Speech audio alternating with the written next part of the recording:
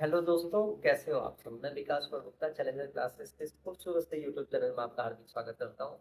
दोस्तों, आज हम लोग क्लास 10th के साइंस सब्जेक्ट के चैप्टर नंबर 1 की बातें करने जा रहे हैं, जिसका नाम है रासायनिक अभिक्रियाएं एवं समीकरण।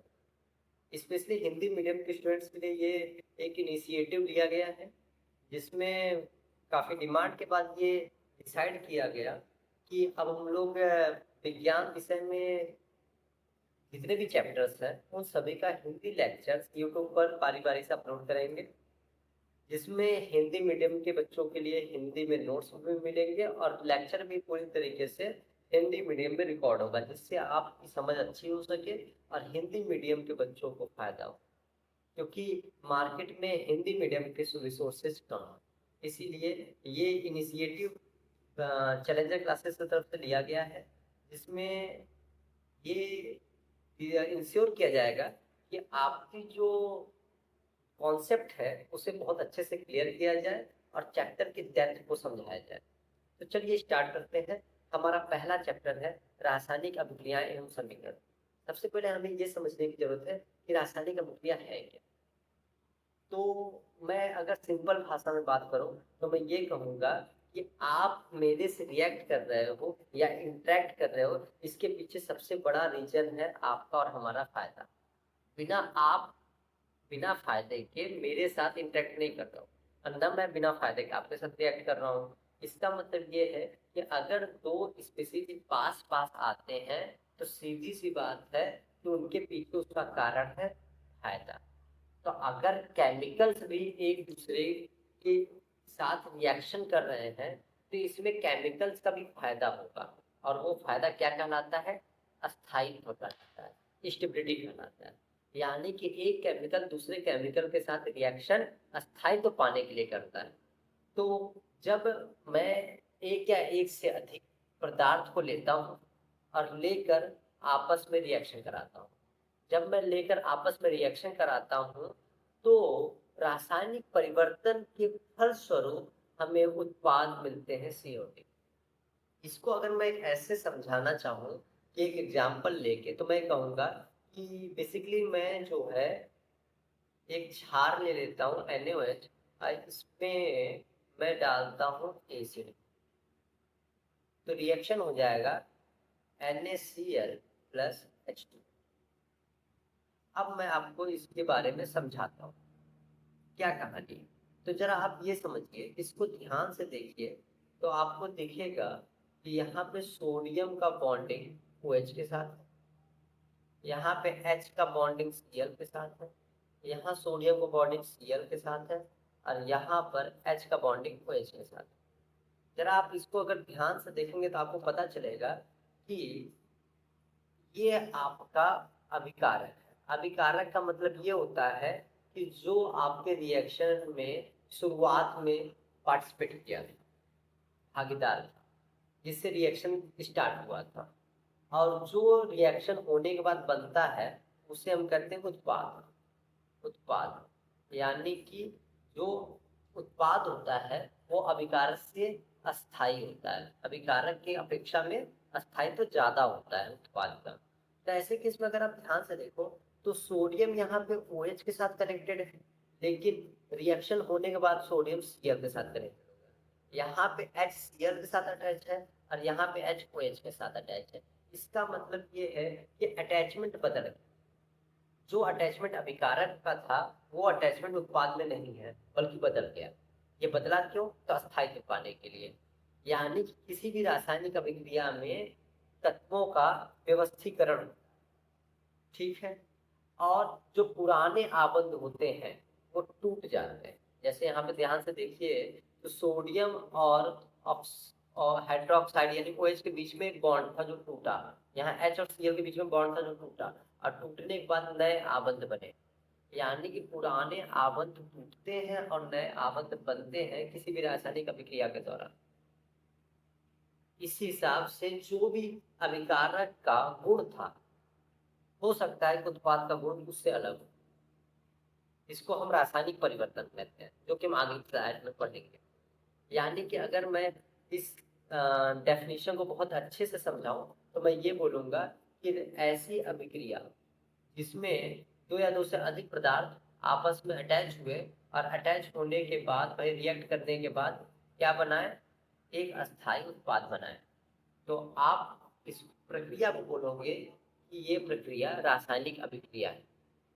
रासायनिक अभिक्रिया में शुरुआत में जो केमिकल्स आपस में रिएक्शन करते हैं वो अभिकारक कहलाते हैं, और बाद में जो रिएक्शन के बाद जो बनते हैं उन्हें कहते हैं उत्पाद।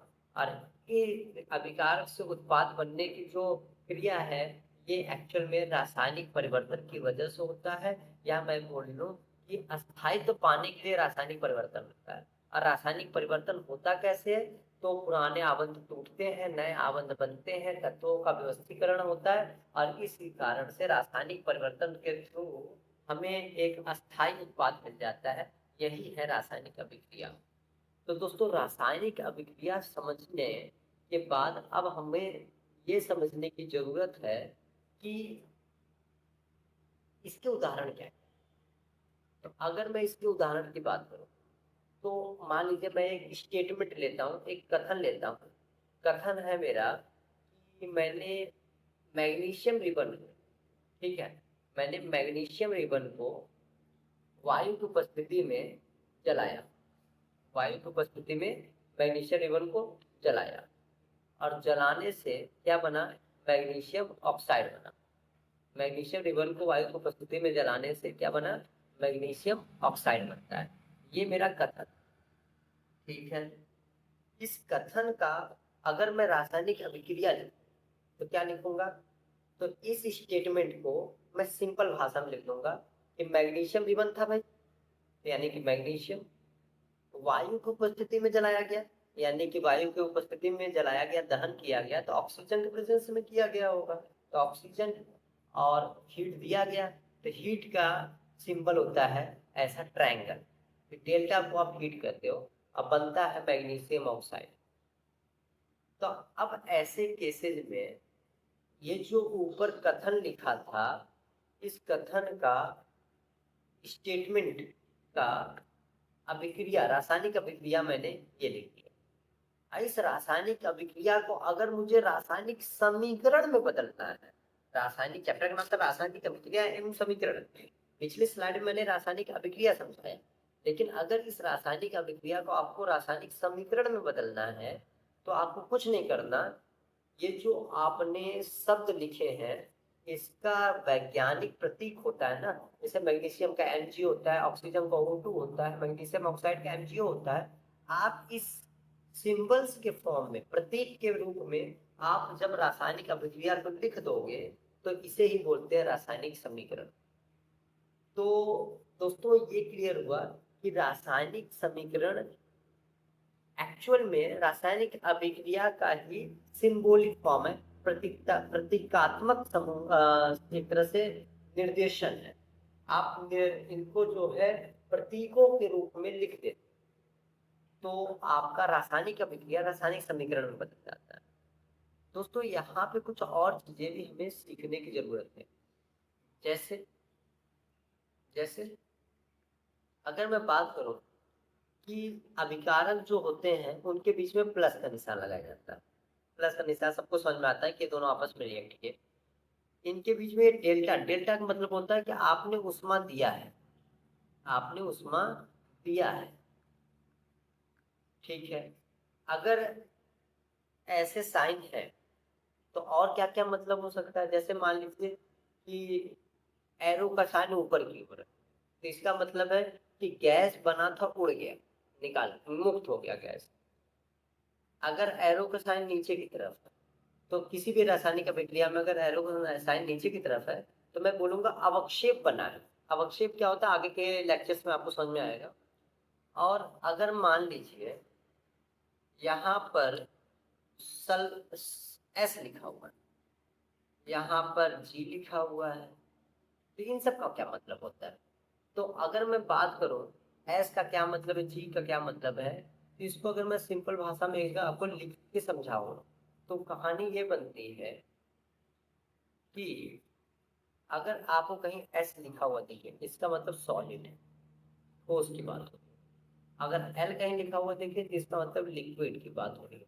अगर जी कहीं लिखा हुआ दिखे तो इसका मतलब गैस की बात हो। अगर कहीं AQ लिखा हुआ दिखे तो AQ का क्या मतलब होता है? तो AQ का मतलब होता है एक्वस, जिसको हिंदी में बोलते हैं जलीय।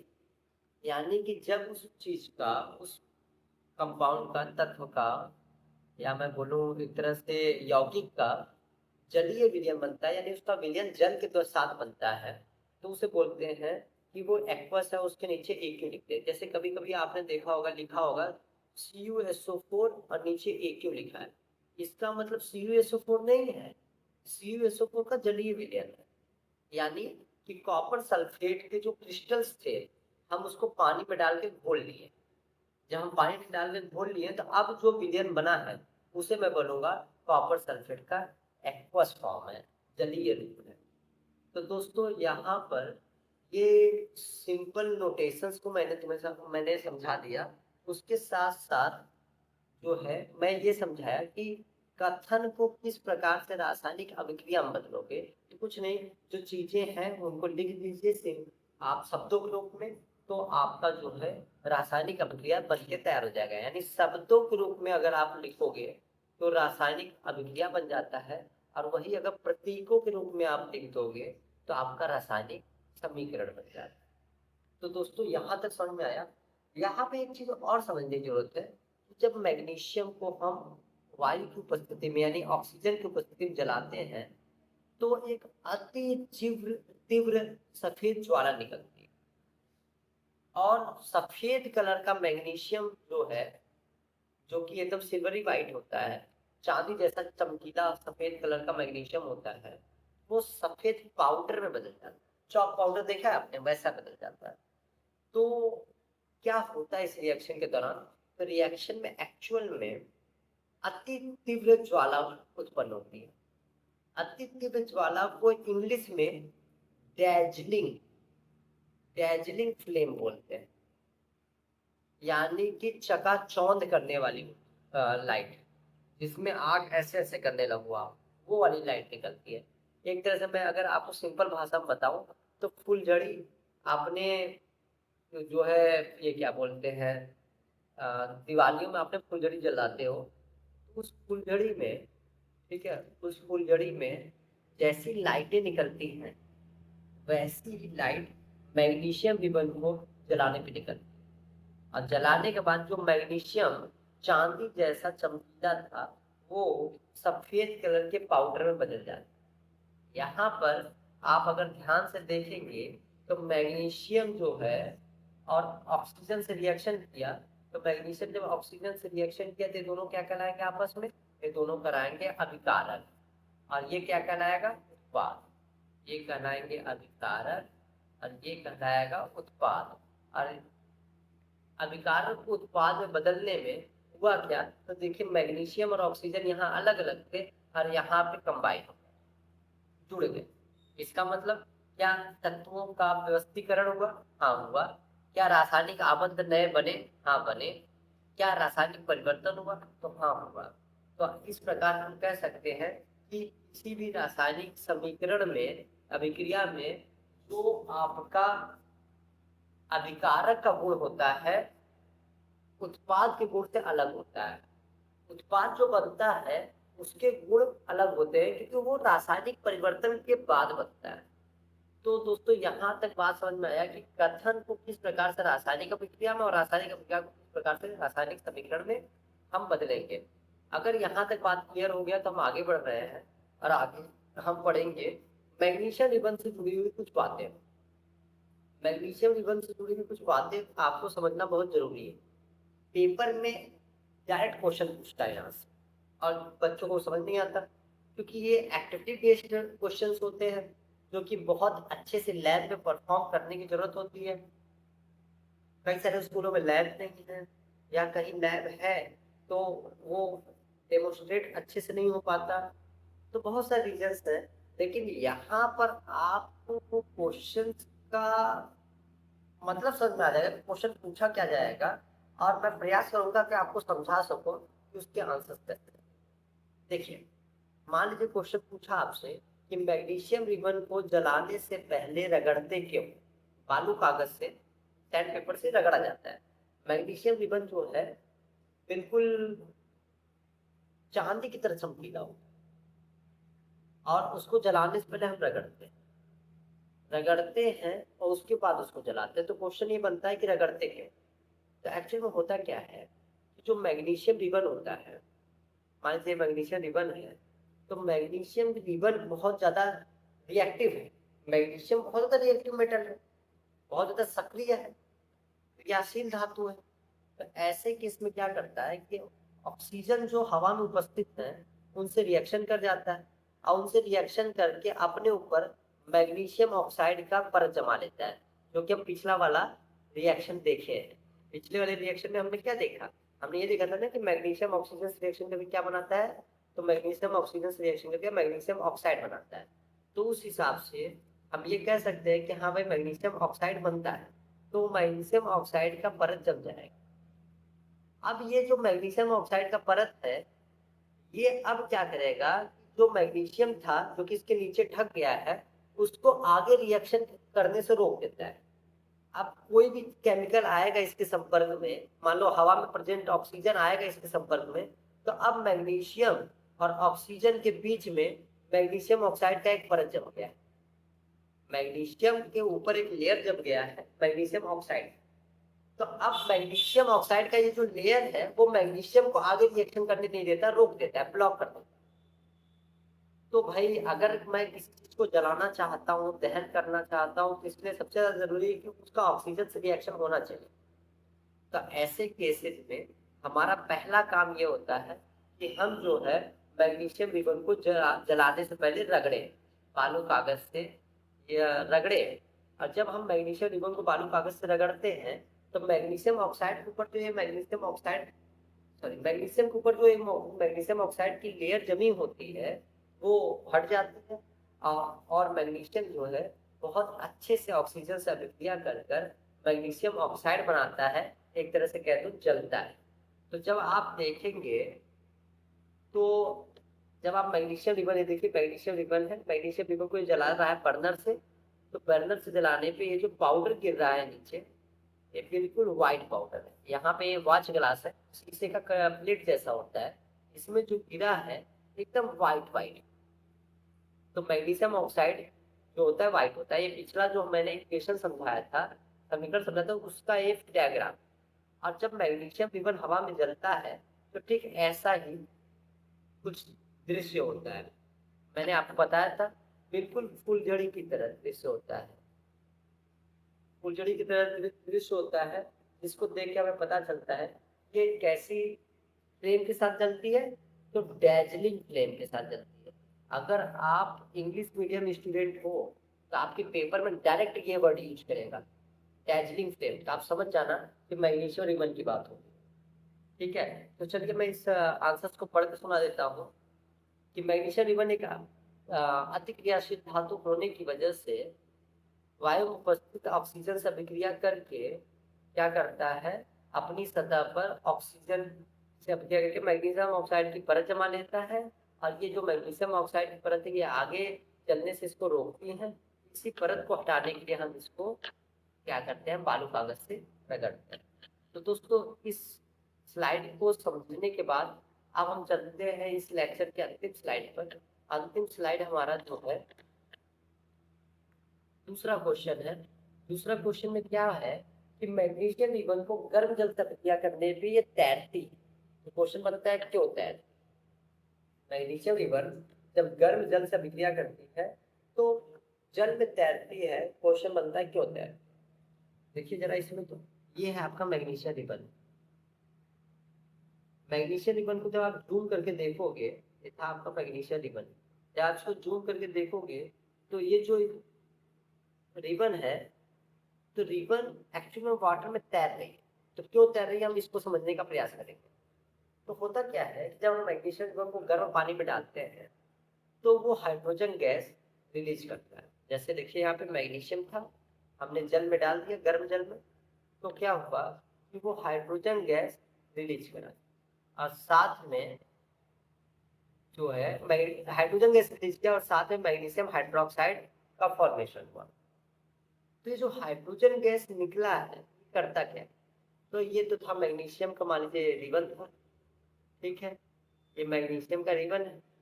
अब होता क्या है कि मैग्नीशियम की रिबन पर ये जो हाइड्रोजन गैस निकला है वो बूंद बूंद बन के जमा हो जाता है मैग्नीशियम रिबन के ऊपर, सतह पर। मैग्नीशियम रिबन के सतह पर ऊपर नीचे हर तरफ यह हाइड्रोजन गैस बूंद बूंद के रूप में जमा हो जाता है। अब पानी में बूंद बूंद के रूप में अगर इसकी सरफेस से हाइड्रोजन गैस चिपका हुआ है तो इसको हमेशा पानी से डूबने से बचाएगा, या एक कहूँ कि ऊपर की ओर धक्का मारेगा, जिसको हम उत्प्लवन बल कहते हैं। याद करिए, आप जब किसी तालाब में नहाने जाते हैं और ट्यूब लेके जाते हैं तो उस ट्यूब के सहारे आप डूबते रहिए, तैरते रहे।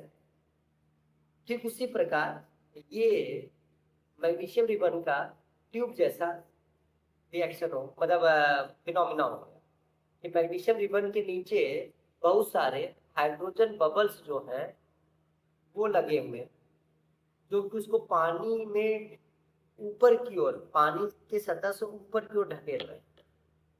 और जब पूरे पूरे मैग्नीशियम रिबन में हाइड्रोजन बबल्स चिपके होंगे और उसे वो पानी में ऊपर की ओर उत्प्लवन बल के सहारे ढकेलेंगे, तब ऐसे केस में मैग्नीशियम रिबन डूबेगा नहीं, बल्कि पानी में तैरता रहेगा। तो इसका आंसर आप समझ लीजिए, मैग्नीशियम रिबन को जब हम गर्म जल के साथ अभिक्रिया कराते हैं तो होता क्या है कि हाइड्रोजन गैस मुक्त होता है, और यही मुक्त हाइड्रोजन गैस जल में बुलबुले के रूप में मैग्नीशियम की सतह से चिपक कर मैग्नीशियम रिबन को उत्प्लवन बल देता है, जिससे मैग्नीशियम रिबन गर्म जल में चलता रहता है। ये हमारा इस क्वेश्चन का आंसर हो गया। और यहाँ पे हमने सब, जहाँ पे भी हम परिभाषा लिखेंगे वहाँ पे उसका रासायनिक समीकरण जरूर लिख देंगे। तो मैग्नीशियम और H2O यानी गर्म पानी का रिएक्शन कराया तो मैग्नीशियम हाइड्रोक्साइड बना और साथ में जल निकला। तो दोस्तों यहाँ तक हम लोगों ने समझा कि मैग्नीशियम रिबन से बनने वाले जो दो इंपॉर्टेंट क्वेश्चन थे वो किस प्रकार पूछे जा सकते हैं। चलिए दोस्तों, थैंक यू वेरी मच।